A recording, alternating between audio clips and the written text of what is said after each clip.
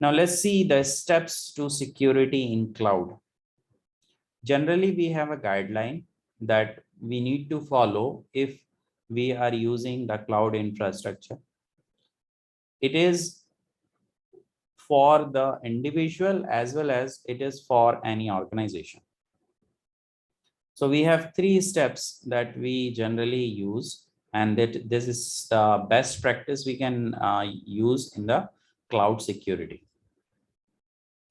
So the first one is the understand cloud usage and risk. So first we have to understand that what cloud that we are using and what are the different risks involved on using those cloud.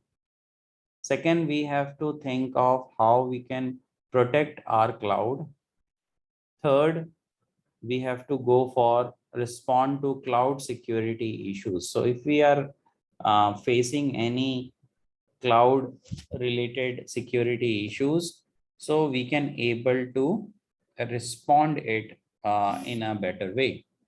So these are the three steps that we have to follow for securing our cloud infrastructure.